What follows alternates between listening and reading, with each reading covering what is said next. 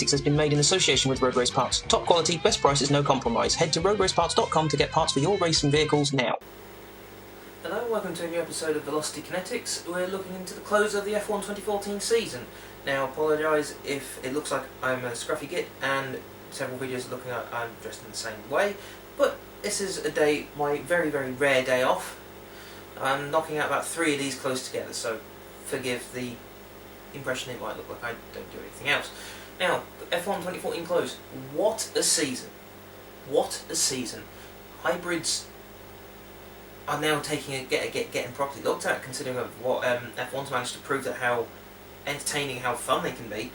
As much as Christian Horner from Red Bull is postulating that we need to go back to V8s, and Bernie Eccleston going, oh, it's rubbish, like, go fuck yourselves, alright? With an iron stick that's rusty, preferably, as far as I'm concerned. Now, we have to congratulate Lewis Hamilton for winning his second World Championship. I have never been a massive fan, as is well documented through various fan formulas and some other Velocity Kinetics videos. I've never been a massive fan, but kudos to him. He won the most races, he had the best car on the grid. What the bloody hell was he supposed to do with it? It's the same argument about Sebastian Vettel. Never liked the guy very much, but, you know, he did what he had to do. He had the best equipment, he used it to the fullest potential. Rosberg, though, put in a stunning drive, even though the car was working against him with it braking and mechanics. It's a shame that mechanical issues ended up deciding the championship, but I think Hamilton was sort of on another plane that was just never going to... unless Hamilton had the mechanical issues, in many ways with hindsight, Rosberg was never going to win. But it was very well done, very well fought, and huge congratulations to the Mercedes team and everyone who helped build the cars. We have to issue our condolences to Marussia. It looks like they're gone at present. They're just permanently gone. They couldn't get the funding together. Well, what I heard on the BBC is they couldn't get the funding together in time to be there for Abu Dhabi, which is it's a shame. But hopefully, as far as I'm concerned, they should still get the fund. That team should still get the money they want, because they put in a hell of a performance to get the 2 points they did in Monaco. It was a massive shame that Sauber never scored any points. I'm very surprised at that. Not even just 1 point. They've never been a massive title contender to begin with. They've sort of been a really solid midfield team. They're now in the wilderness, which is a shame. Caterham, less said than that, the better. The way I feel about Caterham is I can only liken it to a gag that was on Family Guy. It was the episode, for those who are interested to know what episode I'm referring to, it's the episode where Peter bought a horse. And they're at the races, and Glenn Quagmire makes a joke about the jockey having to go pee because it's a small bladder, really small, etc. And then Cleveland get last, and then Quagmire keeps saying the joke. He says it about 4 or 5 times in different ways, and each time Cleveland's response is, it goes from to all the way to That's what I feel about Caterham at the start. Well, when they start, like, yeah, and then now I'm just like, that's basically how I feel about Caterham at the moment. Although I must stress that is more at the management. That is at the management of Caterham, and not the poor sods who had to put the cars together. Not sods who haven't been paid since September. Excuse me. Not the hard-working people who put the cars together. Not the very hard-working people who've got mortgages and rent and bills to pay, and they haven't been paid since September. It's not fair. Not right. It's not fair, Fernandez. It's your fuck up. Sort it out. Now, within all this, we've got to question what's going on at McLaren. Eddie Jordan made a very, very valid point on the BBC. We still don't know at present, at the time of filming this, unless there's been an update whilst filming this, on the, let's get the time exactly, 29th of November, my watch is about 5 minutes fast, so at 9 minutes past 12, we don't know who the McLaren drivers are. It is assumed that Alonso is going to take one of the seats, and who is going to be the second driver. Now, it should be Button. End of discussion. He's outscored Magnussen. He's got more. He's done better in qualifying. Granted, I think it was only sort of like 10-9. I think he finished off at. But regardless, Button's done a better job. And you're bringing in Honda. No disrespect to Honda. They work very hard. Very great Japanese work ethic.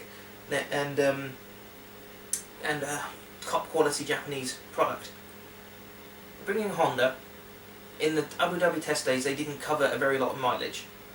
Granted, it was a development car, so it's sort of this year's McLaren with a Honda engine crammed in the back. But, you know, if you put in Magnussen, who's quite a rookie, and then you put in compare it to Button. Button dragged a Brawn car around. Granted, he helped develop it, but he put Brawn on pole, etc., and won the championship. He's developed cars. He's done. Well, he's been around for ages in the sport, man. He's been around 15 years in the sport now. Who else is better to help you develop a car? You put. This is the point a lot of people make, and McLaren don't seem to get. It's a comment I made on Twitter the other week, last night, about calling them a fuckwit, which it is in a nutshell, because Eddie Jordan borderline called him that himself. He had to do it professionally because he was on the telly. Like, it makes no sense. The absolute question should be no absolute question. The absolute answer is you sign Button. He's done the better job. It's like, how do you put it? It's like if I went to where I work and I applied for a job in the HR department. Much as I really, really want to go into that department, I haven't got an awful lot of HR experience. Versus someone who has got a lot of HR experience. This is what they're sort of doing at McLaren. It's what they're doing is the equivalent of looking at me with someone with not a lot of experience to do that. Or, you know, if I had applied for a management job, I've never done management work in my life, really. Much as I want to try and get to that level, as everyone aspires to. If you've not got the experience to do it, then why be taken on? Likewise, if I went to Williams and said, I want to be chief designer, they went, yeah, you're chief designer. Design a car. I don't know how to design a car. It's mental. Although Eddie Jordan did make a very valid point, and he's also right on this one as well, potentially. Don't have Alonso in there this year. Have Alonso pre-signed for next year, for 2016, but use Button and Magnussen to iron out the kinks this year, in 2015, sorry. And if they happen to be successful at it, then that is just a very well added bonus. But McLaren are in danger of losing their way at the moment. They are. I know it's very. I think about Jenson Button, and I will be making a separate piece about this shortly. He's the only English driver in my time so far being an F1 fan. He's the only F1 driver I've sort of emotionally connected to. So when things haven't gone his way, it's sort of been a Jenson sort of situation. You know, well, when BBC did that piece with David Coulthard and Jenson Button, he said, Jordan, Jenson Button. That was so beautifully done, so pulling at the heartstrings a little bit. It's, you know, he's the only driver I've emotionally connected to. And it'd be sad to see him go, if he does go. But at the moment, McLaren are really dicking around, and I cannot fathom out what they're doing, who the other potential driver, unless they're doing something like signing Rubens Barrichello or something, or bringing in Bruno Senna to bring in some Senna money, as in trading off a McLaren Honda with Senna in it. There's not a lot McLaren can do. I can't remember the guy's name. He's not someone I know, but he posted it on Facebook. It was on. I've liked the F1 Times on Facebook, and obviously I see the comments when the article comes up on my feed. He said the obvious thing to do is to sign Alonso and Button and have Magnussen in reserve, to have him observe for a season or two. Which, it makes perfect sense. But I'm going to drop the point there because I'm doing a separate piece on Button shortly.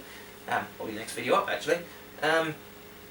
But it's one thing I have to say. I'm disappointed in Ferrari.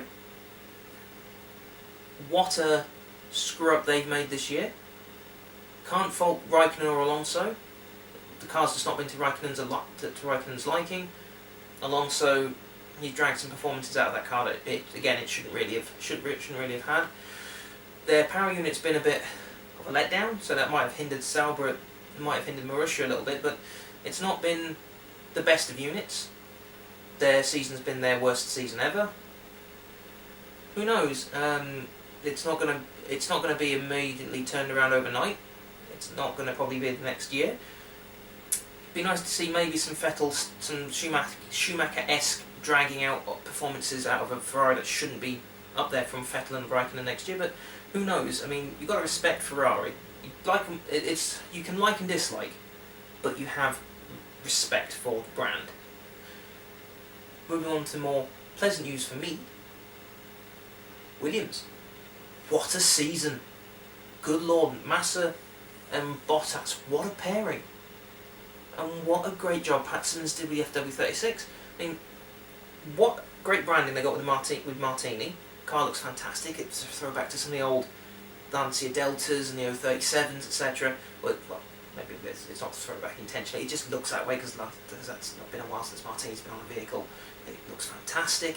In actual fact, bobbing down the straightaways, Bottas sits in the car. It could almost be mistaken for the FW08 or something similar of similar age. It looks great. It's a classy performer. It's locked out the second row on the grid quite a few times. It's the only car. Granted, it's still got the Mercedes units. Technically, it's the Mercedes dominated pole positions all season. But the only other manufacturer, only other chassis builder to take a pole position this year, Mercedes and Williams. That's it. And granted, it's only one pole position, but it was a pole position. Yes, they should have won a race. I do feel admittedly a little disappointed they didn't win a race. That said, again, with hindsight, with how dominating the Mercedes were, likelihood is they weren't going to. But some people accuse Williams of playing safe, which is not a bad thing. They need points to get more money. That's it. So if they're playing it safe, it's not like they're playing it safe because they can't be asked. If they're playing it safe, we want the points, we want the money. We can't. It's a question they can't afford to throw it away. So what a great job they did. So the hybrid system, the V6s. Yes, I was massively sceptical. I still think they could have maybe turbocharged the V8s. It's used current technology and increased the Kerr's capacity. But then the road car market is going to smaller engines with greater forced induction. As I mentioned in the Volvo video a little while ago about the 1.6 diesel turbo engines that are in their bigger vehicles. Likewise, Fiat are doing it with some of their vehicles. They've got, I think they're selling a 2-cylinder engine now, I think, if I remember right, twin air. Loads of other manufacturers are going smaller and turbo. That's the way the motoring market is going to go. So yes, you can still pump out vehicles pump out the Formula 1 vehicles with the naturally aspirated V8s and V10s. Yes, of course, I miss the screen. I really do miss that screen, yes. But F1 is criticised enough for being too out there as it is. Too left, the other left, that left, too left field. It needs to bring it back to, being more road relevant, which is why they looked at 18-inch wheels. I don't think 18-inch wheels is the right move at all. It just looks vile, to be honest. But if that's the way it's got to go. I'm sure we'll adapt. We will adapt. The noise element. You use a turbo, you're going to have less noise.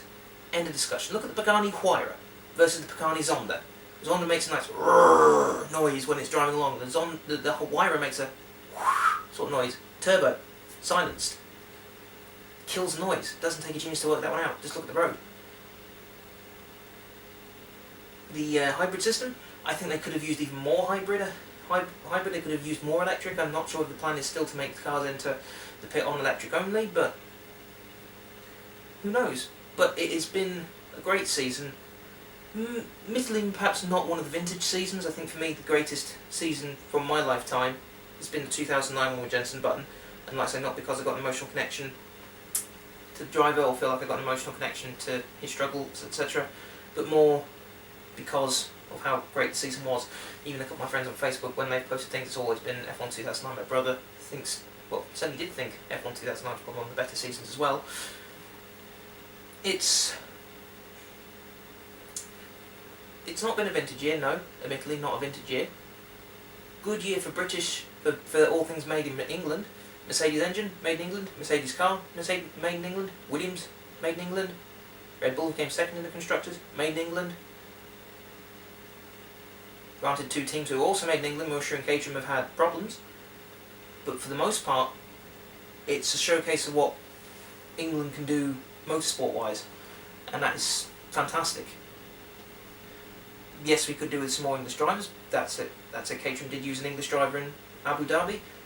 Speaking of, well, I'll extend it to UK drivers, but Susie Wolff, I'm not sure where she stands on the Scotland separation thing, etc. But Susie Wolff getting promoted to test driver at Williams.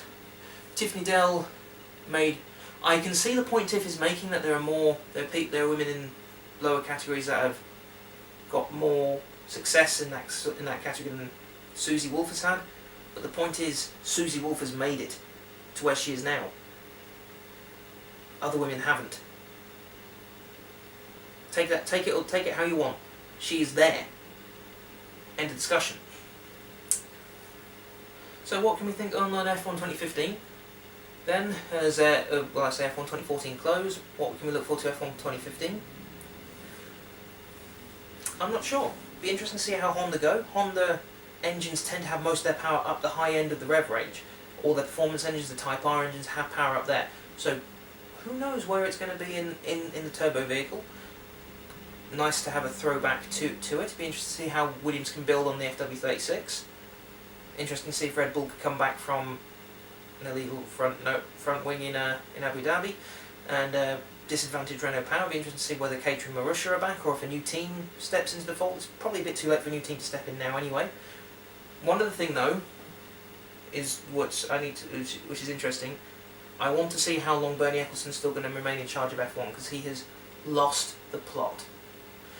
If you've not, I can't iterate this enough. It's in the written blog I did for Velocity Kinetics not that long ago. I made the point. There are a lot of changes that need to happen to F1. It needs to be investigated. It needs to be looked into. It's not a fair playground. Granted, playgrounds by nature aren't fair, but the opportunities should be available to everyone. There shouldn't be a glass ceiling. Which that's not a reference to Susie Wolff or Manisha Kaltenborn getting through it. It's just, there's a glass ceiling. It's sort of Ferrari, Red Bull, McLaren, and then Lotus. Williams is somewhere in the middle, trapped in the middle. It's a rich boys club, and it's not right. It needs to be brought under control, and be interested to see how that happens in 2015. But yeah, we're coming to the end of this video. Keep an eye out for other videos, Velocity Kinetics wise, and please make sure you head over to roadraceparts.com for all your racing needs. Top quality, best price. We can say nothing better about them. Fantastic partner. We'll see you next time.